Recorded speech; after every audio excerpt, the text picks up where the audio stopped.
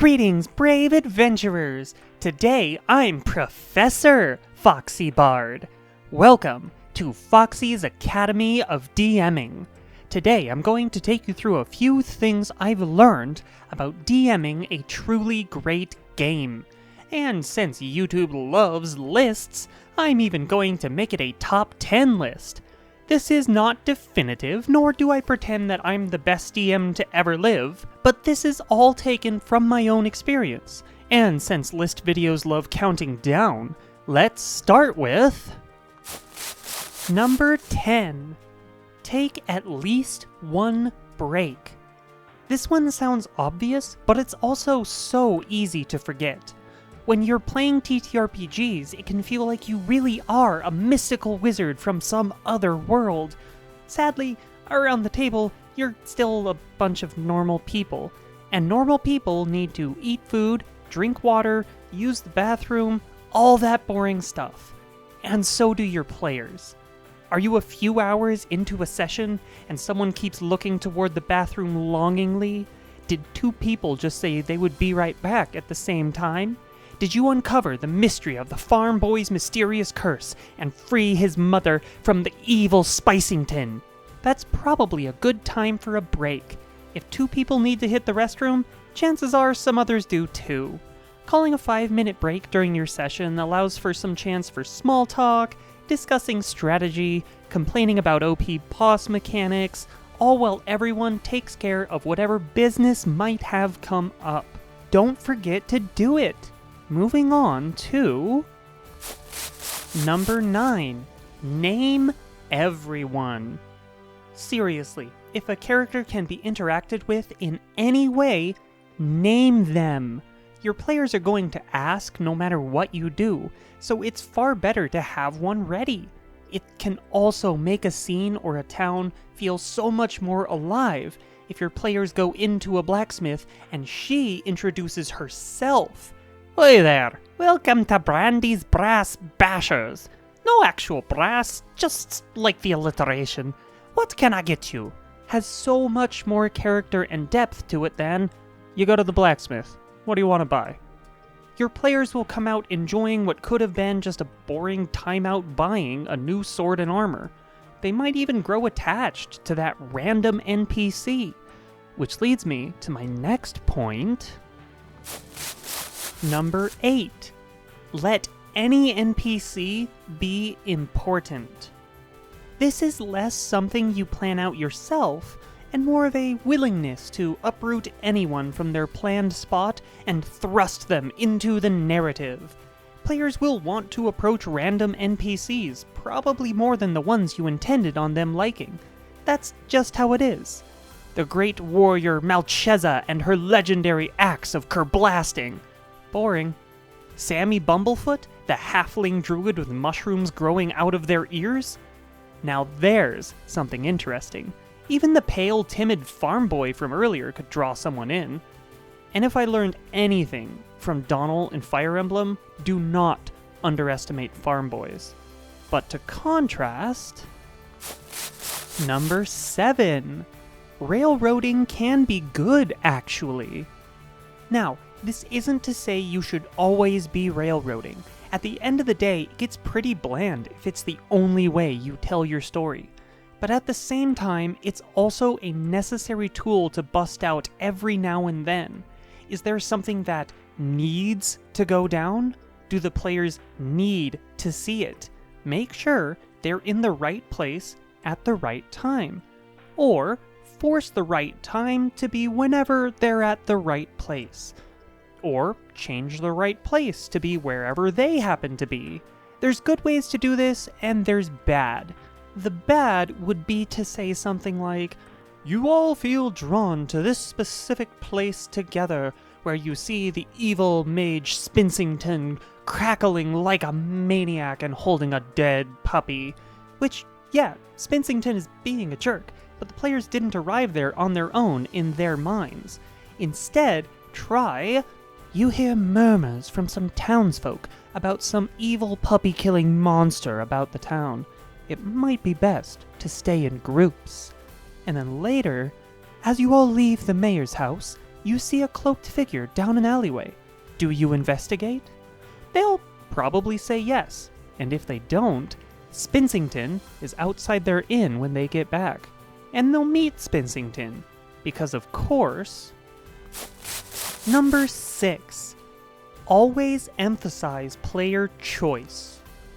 Even when you have to do a bit of railroading, it has to feel like the players are in control. A railroad goes to a set destination, but you still get to pick where you buy the ticket to.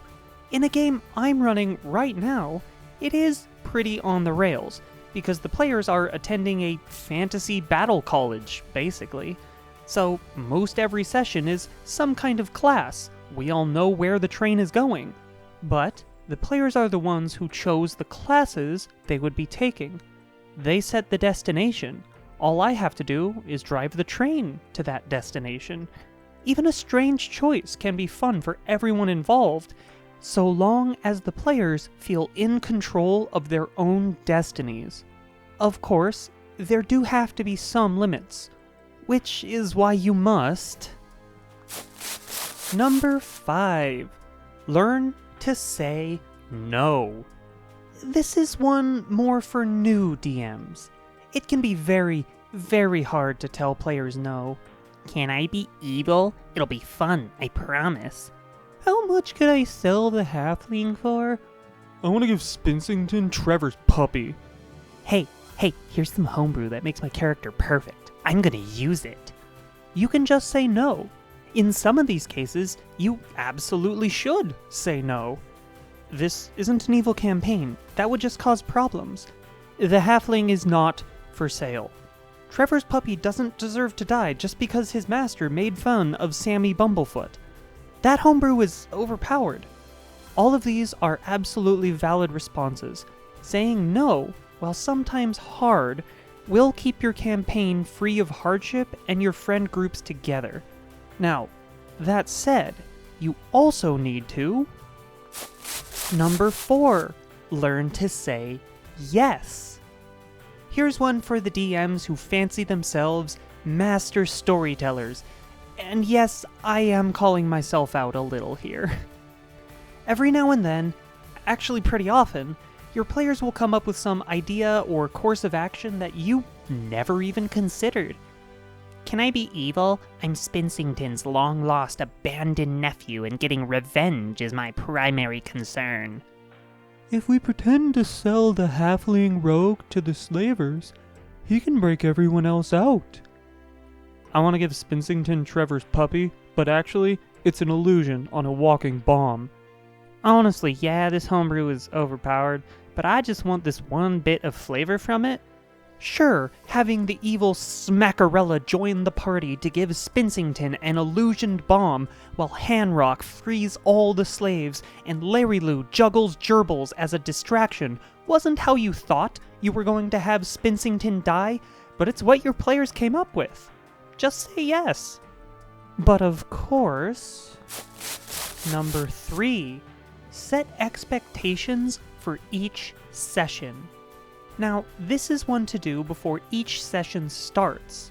We all know the strength of a Session 0, but I think having something kind of similar, like a mini Session 0, before each session is quite helpful.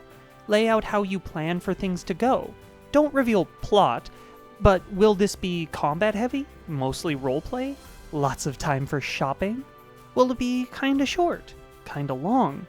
These sorts of expectations can help your players prepare out of character for the things that may happen in character.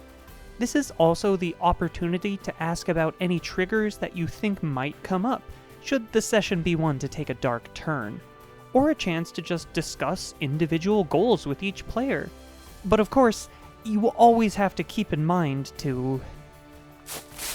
Number 2. Plan for plans to fail. No session plan survives contact with the players.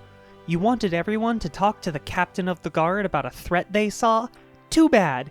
Now they're all distracted trying to negotiate with the animate fence post one of them accidentally made last session, so now you have to change everything to find the fence post's missing brother. And the thing is, that's okay. That's just RPGs sometimes. It can be frustrating, but I like to always have a random map I can bust out for these kinds of distractions. What was the captain of the guard going to have the party fight? Gnolls? With pet badgers? Well, it turns out they took the fence post's brother after all, and suddenly they've already done what the captain of the guard wanted before even talking to her. Being able to be flexible with your plans and how players get from point A to point B, even if they need to stop by C, D, E, and F first, will make them feel clever and keep your plans from completely failing. And last, but not least, you've gotta... Number 1. Have fun yourself. The last one is both the most important and the simplest. RPGs are cooperative games of storytelling. Just as you would want all of your players to be having fun, you should make sure you have some of your own as well. Ham it up with Spinsington's death scene. Break out that one wacky, crazy voice you've been saving for Sammy Bumblefoot. Let your tactical genius shine with that group of mooks the party can one-shot. Everyone is there to have fun, and that includes you.